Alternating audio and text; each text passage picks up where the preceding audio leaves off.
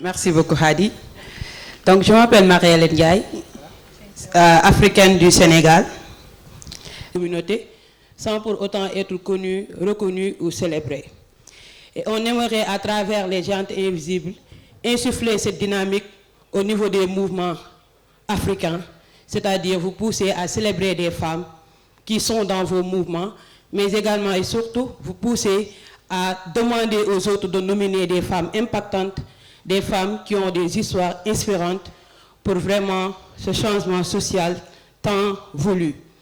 On l'a dit, et vous l'aurez compris, la production de connaissances indigènes est essentielle et fondamentale pour nos luttes, et la célébration des géantes invisibles produit cette connaissance qui vient des femmes inspirantes, cette connaissance qui pourrait inspirer les jeunes que nous sommes et les générations à venir. Donc nous vous invitons à aller sur notre site invisiblegiants.com, géanteinvisible.com, pour nominer des femmes inspirantes que vous connaissez. Donc comme Hadi l'a dit, on va faciliter cette séance. Peut-être il y a des choses qu'on aurait pu aborder qui n'ont pas été traitées. Peut-être il y a des choses sur lesquelles vous êtes d'accord et des choses sur lesquelles vous avez des réserves. Donc la parole sera à qui veut la prendre pour continuer les discussions. Je vous remercie. Thank you very much, Helen, once again. So just by way of introduction, my name is Hadi Yakubu. I'm an African citizen based in Ghana. I want to repeat that. Some people at the back didn't hear me. I'm an African citizen based in Ghana, Ghana province of Africa. I'm not a Ghanaian, no. I'm not a Togolese, no. I'm not a Nigerian. I'm not any of these colonial enclosures. I am an African citizen, and I'm based in Ghana. Ghana is a province of Africa. So that is the first provocation I want to put on the table. There will be mics around, DJ. So what we'll do is that if you have any issues to raise, you can just raise your hand, a mic will come to you. If you like, you can also come up here and take the mic and then address your issue to us. You can speak. Okay. 1, 2. So we'll go first round, and then once we are done, we will do the second round of hands. So first round, man in black, 1, 2, third. Kim, you are third, but I'll come to you after somebody else because you've already had opportunity to speak. On stand. Okay. Thank you so much. My name is Sidi Otieno from province of Kenya. That's right. I'm from the Kenyan Peasants League. Okay, my question maybe goes to the comrade from Senegal and also comrades from Kenya. We have had situations whereby there are youth uprising, then governments are removed, like in the case of Sudan. Then after some time, we have that now the military takes over and arrests the people organizing the coups. A case of example in Kenya, where political leaders hijacked the Gen Z movement. So what can we do? Because at times we uprise, remove the bad people, but again, the worst people come to power. Then maybe on security, Comrade Rachel spoke about security. How we always speak about security of the defenders. How do we secure the struggle itself? Thank you. Okay, thank you. Amanda. Solidarity forever.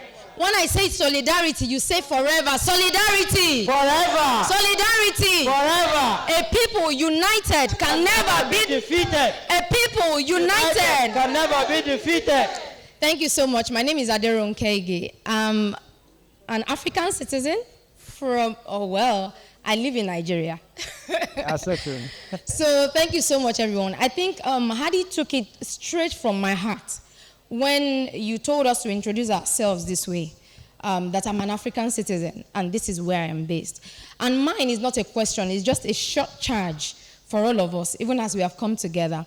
It makes my heart jump for joy whenever we converge like this. Because so many narratives have been thrown our way to see ourselves as very different, very divided, very distinct, very separate. And it really hurts me as an African. But then every time we come into rooms like this, it's an opportunity for us to stir up our consciousness. And why am I saying this? I'm seeing a trend right now that is very dangerous. It is really, really dangerous. It is one thing for us to have external divisive factors, to have external enemies, to have people who have historically, they have divided and ruled. They have used weapons, including financial resources, human, all kinds of resources. But here we are in the age of consciousness, a new dimension of consciousness. So the trend that I said I have been seeing that has really broken my heart is the fact that we look at the things that divide us more than we concentrate or focus on the things that unite us. So I want us to not see ourselves as Nigeria versus Ghana, Kenya versus Uganda, Zimbabwe versus Zambia, and all of this very irrelevant, very unnecessary, very silly, and sometimes very heartbreaking points of competition. If we were competing to be great, if we were competing to save the soul of our Pan-Africanism, that would be fantastic. But there are so many things that we go on and on about, especially when you see social media wars. So for me, this is the short charge I want to send to the room this afternoon. I know we are all conscious people in the room, but I want us to go back to the different places where we are based to propagate this message of our connectedness. As our struggles are connected, we are also connected as a people. So beyond our nationalities, please let's see how we are connected as the people of Africa, as children of Mother Africa, as children of the soil, so that this message will not just remain messages, but they will become collective action, such that our children and their children can build upon, and we can have the Africa of our dreams. Thank you so much, everyone. Viva Africa! Viva! That person was, yeah. Hello, comrades. My name is Ama, AMA, an African citizen based in Ghana as well. So AMA, very short. I beg you. Anyways, just quickly, also on what we were talking about, lastly, on just the funding, changing the funding model, right? This whole conversation has literally moved my career from law, because I've been a lawyer and policy consultant for some months, to finance, which I'm trying to get into precisely because of this. But just some thoughts that I just want to ring in your heads, okay, about reimagining what these funding models could look like, reimagining what movement finance could look like, decolonial development finance, okay? Think about how we know private equity funds. Now imagine them as movement equity funds instead, right? Working like cooperatives, and these already happen in Arusha, Tanzania, you know? Let me not get into it because I have 2 minutes. Okay, the second thing that I would want to drum into your head is movement practitioners. The way that we hammer on movement lawyers, I'm a movement lawyer, you know, and yes, there's a number of things that we can do, but equally finance practitioners, movement finance practitioners who are rooted in movements, right? Advising us on, for instance, so you get the funding that you want. Do we spend all of it? Do we tell the funders, oh yes, we need this amount, and really just spend all of it? We can save a bit of it and then keep investing it, right? Because that's going to be our money, right? And when I say invest in it, absolutely, our ideals are against capitalism, these capitalist structures. So we very much seek out those with socialist structures, those with the structures that we either want to create or want to replicate or want to see, or those that are already in operations, and then we invest in those. And finally, imagine, you know how now there's even agricultural development banks. women's development banks, recently in Ghana here. Think of movement development banks, you know, our movement development banks, and these structures, or the governance structures, how things work, would be according to our principles. And that's why reimagining is like the best way to go, because honestly, these structures aren't already in existence, and that's why we're also where we are, you know. But just in reimagining and recreating these very structures according to, you know, the theories that we advocate for, like socialism, you know, just really putting together all of our resources in terms of just the intellectual bit and seeing how we can really create that. So we've been talking about it, let's start creating, you know. So yeah, just think of these things as things I've also been thinking about, and yeah, thank you guys. Viva. Nonetheless, I'm 𝗕cie𝗃𝗄𝗃. I'm not from anywhere, but I'm a child of working class. Nonetheless, I look around the room, it's empty. The people that were speaking are not here. Do you know why? The reason is simple. There have been none of them who was a young person there. And it must start inside here, that young people must be given space to speak and raise their own projections, particularly in issues and matters that are them directed day in and day out. Problems are many, Chair.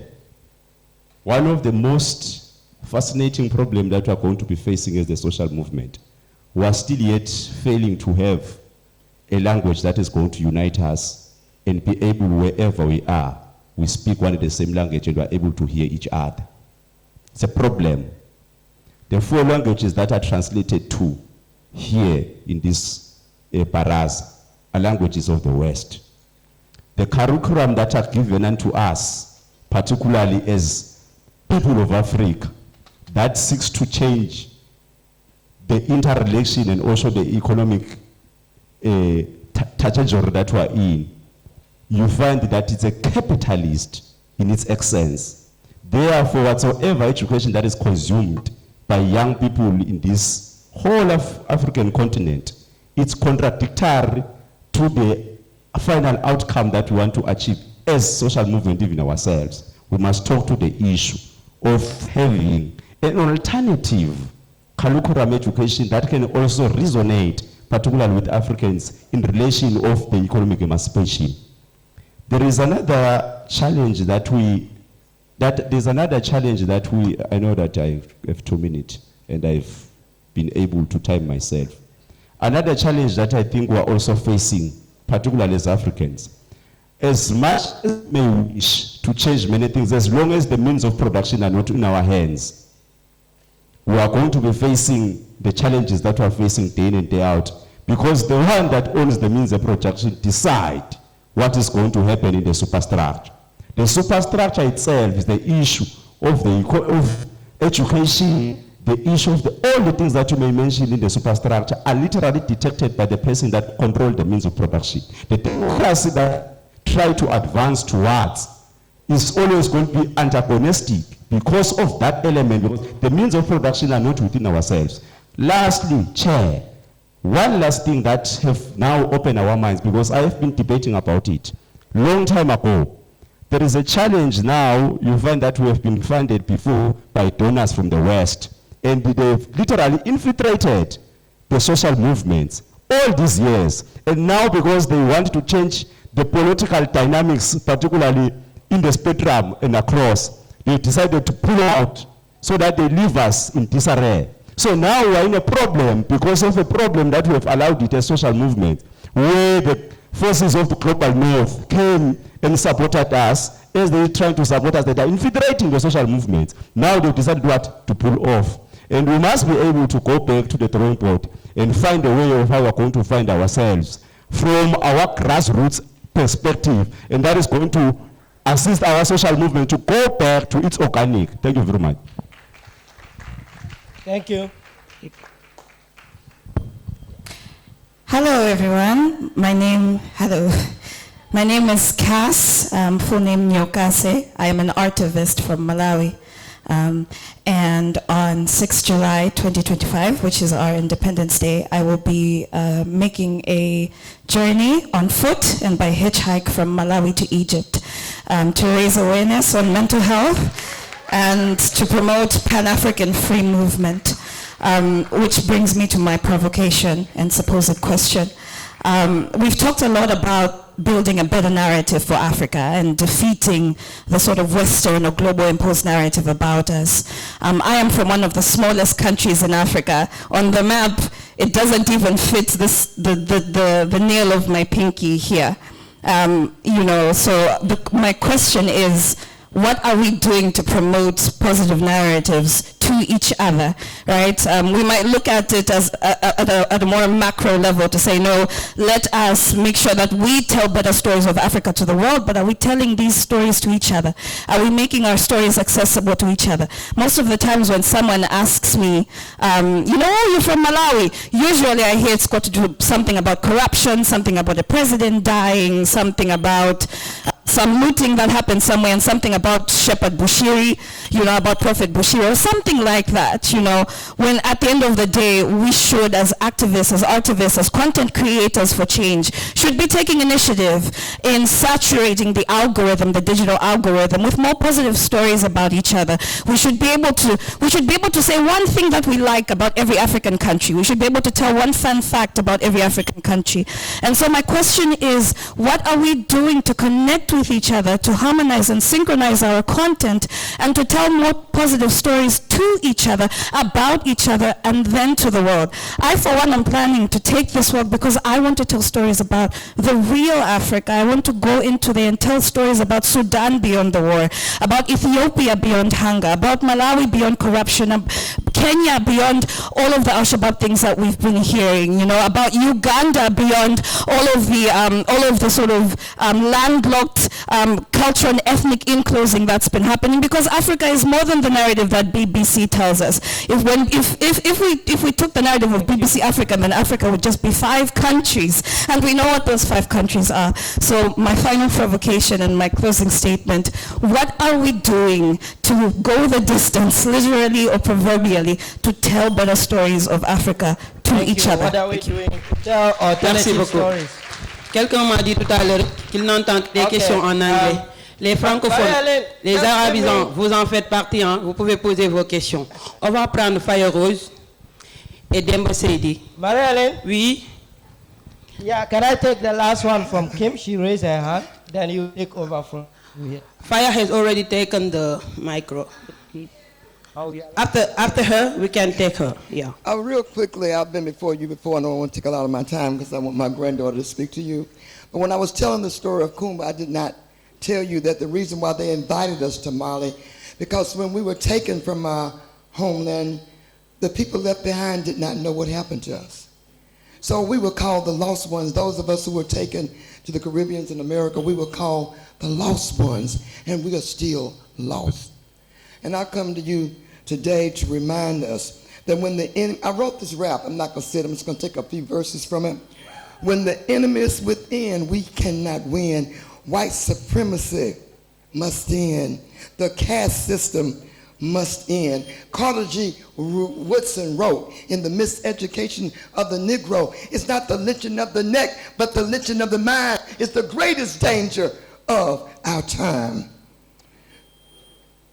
The Bible said it like this: the children are suffering from a lack of knowledge. We know why Black history, African history has been banned, because they know knowledge will help us free the land. So I say to you, my brothers and sisters, as we gather here in this sacred place, if we don't teach the children, we cannot win this race.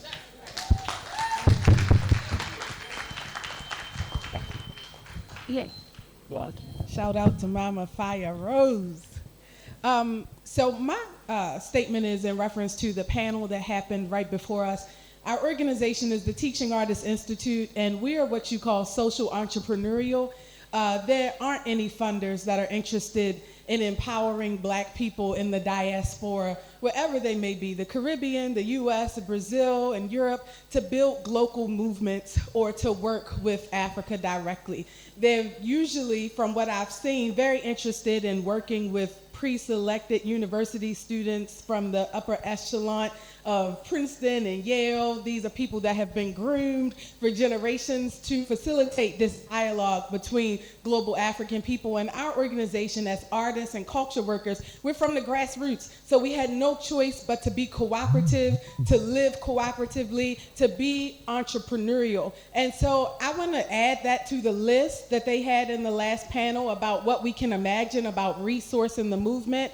I also think it's really important that when we talk about the power of movements, we talk about how we do it. If I had just one more minute on the panel earlier, I would have said a bit about what nature can teach us, about the pedagogy of how we build. What can water teach us about how we move together? What can the air and the wind teach us? Our connection to the land, how can that inform our building when we think about roaches, right? Nobody likes roaches, but roaches survive. What have roaches done? What can they teach us? What can fungus teach us in the forest floor about building our social movements? And so I want to remind us to think about nature as we think about pedagogy. Thank you very much, Kim. Yes, a round of applause. Viva Africa, viva! My name is Hello? My name is 𝗕𝗿𝗿𝗶𝗹. I am from the United States, and my microphone is not working. So, thank you.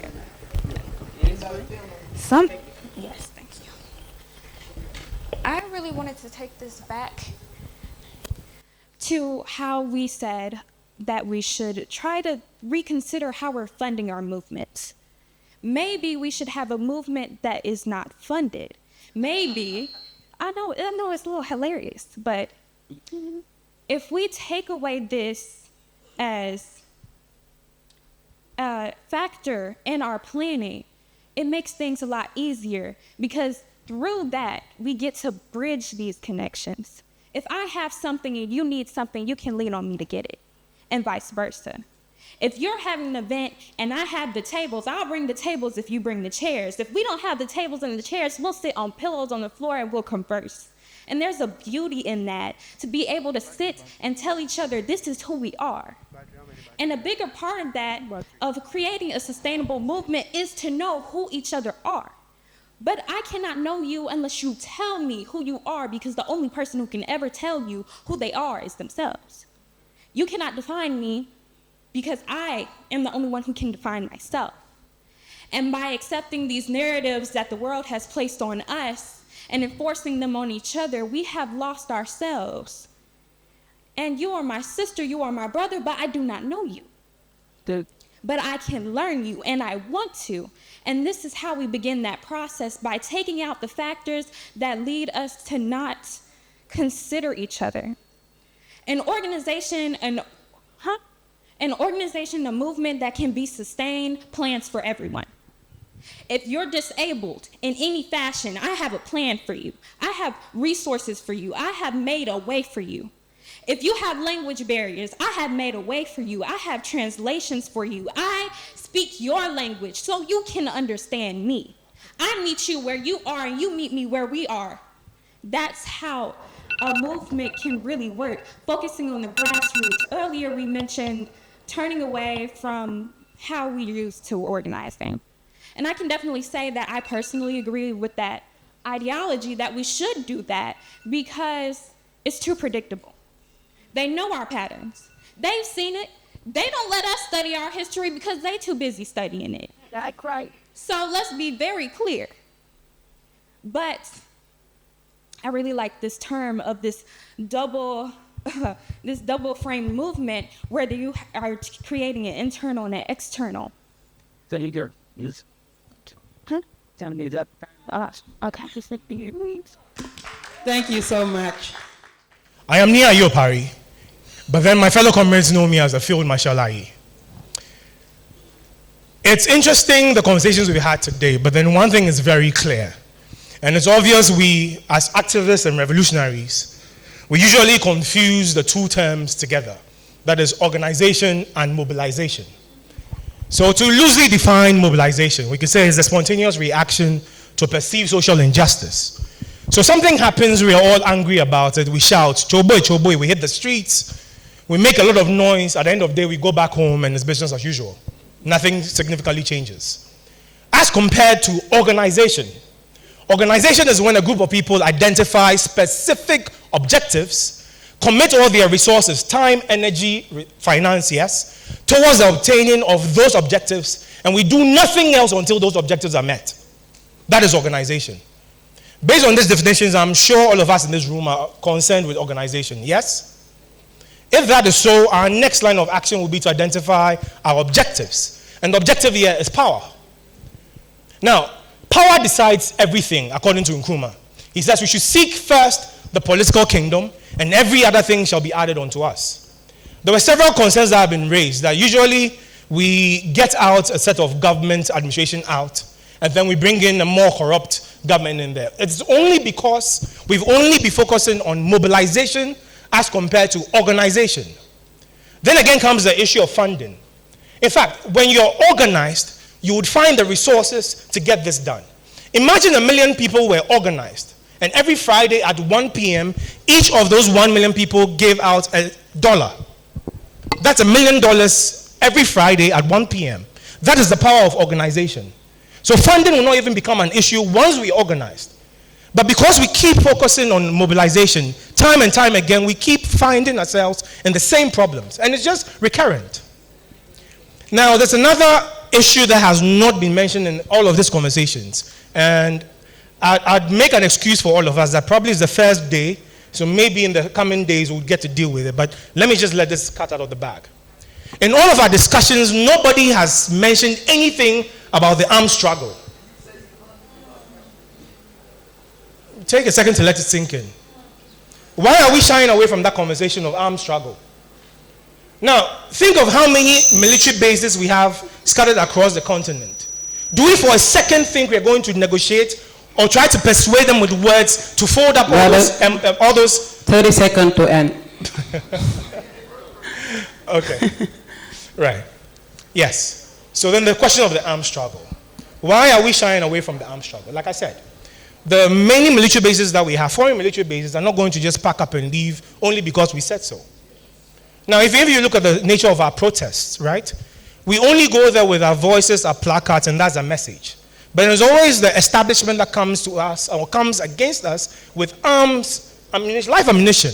We end up losing our comrades in the struggle, but then we keep doing the very same things we do every time and expect something different to happen.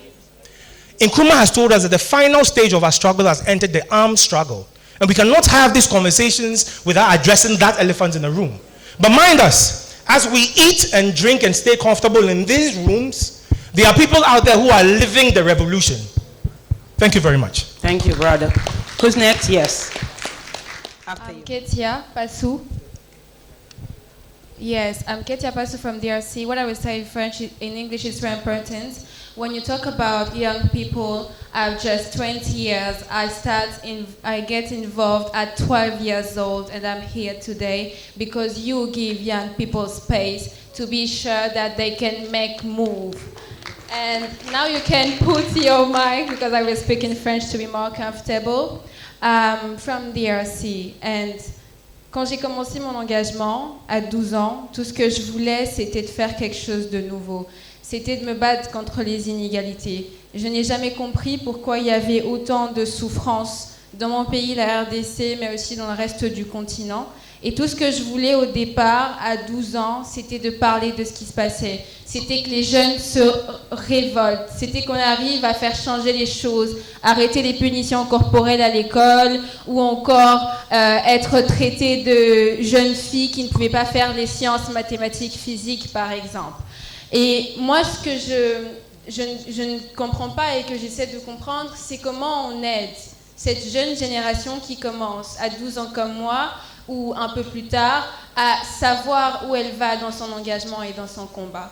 Le problème, c'est qu'aujourd'hui, les jeunes sont déjà engagés. On a envie de faire des choses. Mais le problème, c'est que des fois, on ne sait pas par où commencer. On n'a pas le soutien qu'il faut. Et le soutien dont on parle, c'est pas un soutien financier, mais c'est une guidance qui nous dit, tu vois l'énergie que tu as, tu peux la canaliser de telle sorte pour avoir un tel changement autour de toi. Ça, c'est le genre de choses dont les jeunes gens ont besoin. Aujourd'hui, j'ai 20 ans et je dirige une organisation qui compte plus de 100 jeunes dans Kinshasa. Et en fait, je me rends compte que cette énergie, on l'a.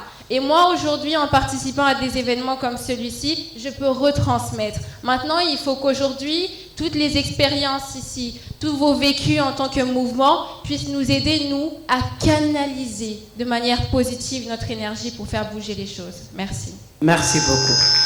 C'est super. Ici. If I ask you, how many of you know exactly what's happening in Sudan? I see a few hands. And I think this is really the mindset of how the dictators back home wanted us not to spread the word. But when I sit at those tables, I know it's not about me. It's about the people. It's about the injustice. It's about the free souls that are being murdered and killed every single day. But when I'm here, I see everyone and I smile because I know this is the kind of space we need to be in. This is the kind of place that we need to make our voices heard. And as we look at the world today, we know democracy is no longer a system. Democracy is a conversation between the future and the past. When we look at our past, how our countries used to be, we were like, oh my God, we wish if we lived back then. But when we look right now, we only see crimes, we see wars, we see thousands of souls that are being killed. This is what we're here for. We're here to fight for our democracy, for the people that are back home, the voices that cannot be heard. And as I conclude this, I want everyone, if possible, to stand in solidarity with my people back home who are currently going through a lot. I would really appreciate that. For 1 second, just to stand up, I would appreciate that a lot.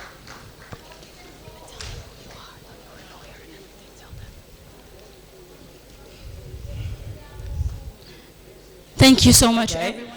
Everybody still stand. I'm her sister from South Sudan. And I want to share with you this morning how we saw each other in a space when we often don't see each other. This morning I walked in here, and many of you might know Mahmoud Kumar. He stopped by here and said, oh, this is your sister. And she asked me where, she said, I'm from Sudan. And I said, I'm from 𝗔𝗯𝗿. 𝗔𝗯𝗿 means south. And the embrace we had was one of a healing, and we both just started crying without speaking to each other. As Kumba was talking, I couldn't pay attention to her. I reflected, and this is what I wrote. A colleague introduced me to a woman. I'm from Sudan, she said, her voice carrying the weight of displacement. And you, she asked, eyes searching for kinship. 𝗔𝗯𝗿, I reply. South Sudan. We embrace intensely, desperately, our body remembering a home our feet no longer touch. Holding each other in the raw wound of absence, our home still burning in both Sudan and South Sudan, our roots scorned but not forgotten. The host called everybody back to their seat. We returned side by side, orphaned sisters of a fractured womb, now divided, then divided again, silently weeping, silently wiping our tears. That water no soil could claim. For a moment, we are shelter to each other, while our people continue to wander, dying, killed by power-hungry politicians who trade our birthright for thrones, leaving us homeless in both bodies and spirit, longing for the earth that knows our name.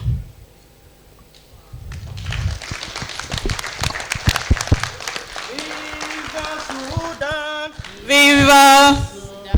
Viva Sudan! Viva, viva, viva Sudan! Viva Sudan! Viva Sudan! Viva Sudan! Oh, viva, viva! So my name is 𝗕𝗿𝗇, 𝗕𝗿𝗇 Alicante. I'm a citizen of Africa, though I live in North Carolina, I live in the US. Now, I was born in Equatorial Guinea. And I know when I say Equatorial Guinea, most of you are thinking about Balthazar. But there is more to Equatorial Guinea than that. And because I only have 1 minute, I want to say 2 things about Equatorial Guinea. Yes, please. Just 2 things. Woo! How many of you know that Equatorial Guinea has the longest serving head of state in the world? 46 years. Imagine $275,000 for this glove when hospitals do not have this glove. Yeah. So I don't want to talk about Equatorial Guinea, actually. I want to talk about Central Africa. And that's because we have the most deeply entrenched autocracies and kleptocracies in Equatorial Guinea, Congo, Brazzaville, Cameroon, Chad, Gabon.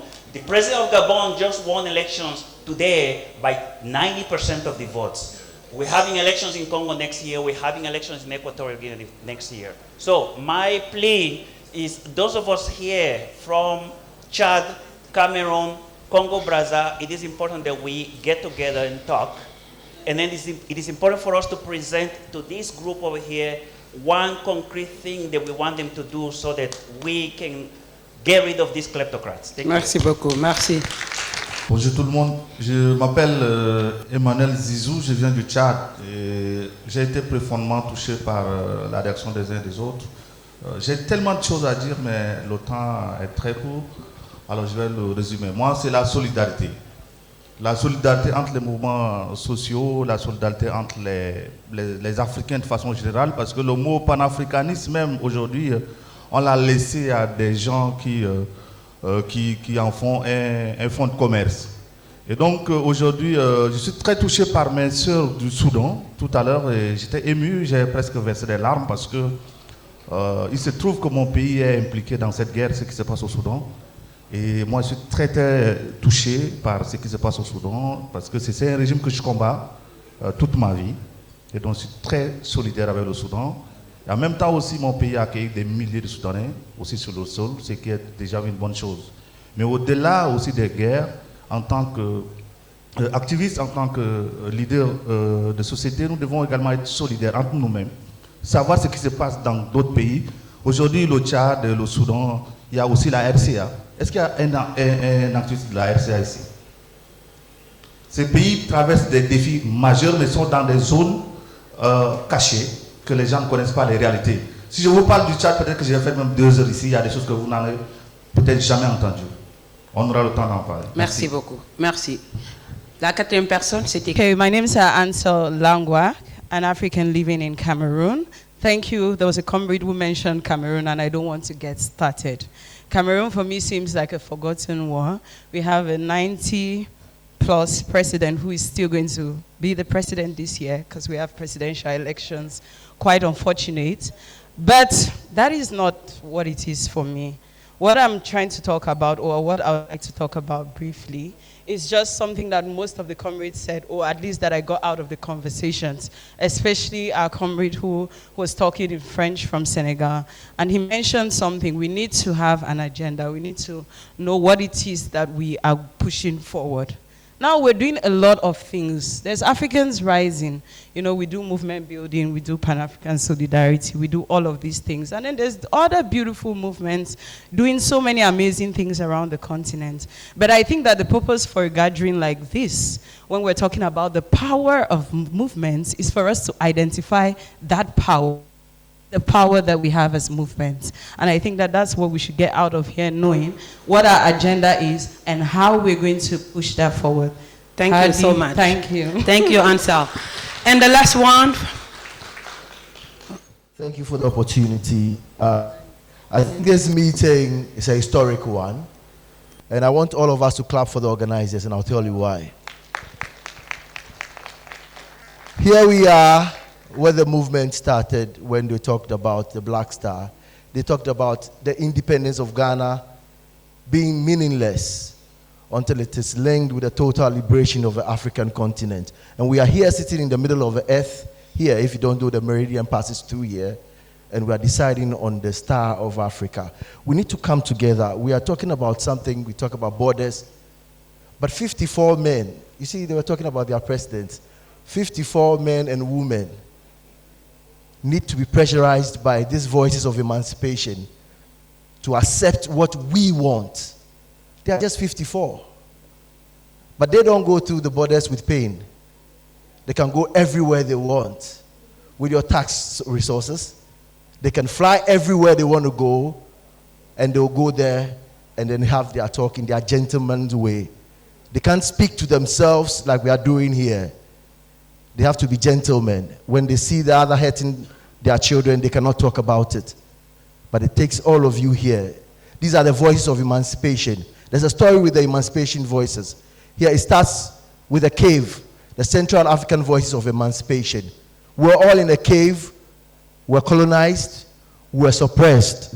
Then you talked about the eve of start for emancipation, the Eastern African voices of emancipation. Then I go with the NAVE. There are naysayers in the northern part of Africa. They wanted to join Europe. You heard about the Confucians. Then we had the South Africans shouting. Then we had to save them. They are the Southern African voice of emancipation. But we've stopped the struggle. We got political independence. These are the West African voices of emancipation. We are waiving the pain. But let me tell you what, there's death in freedom. If you decide to sit quietly, they will come for you. If you decide to act like Ernesto Yeboah, what you saw on the screens, they will still come for you. It's time to dream. And if you dream, let's dream big.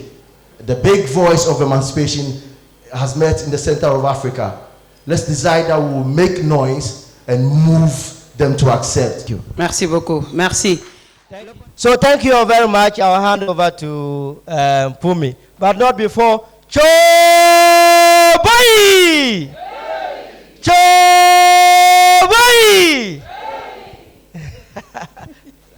𝗕𝗿𝗿𝗶𝗹! Thank you so much, comrades, for holding. Please give yourselves a round of applause.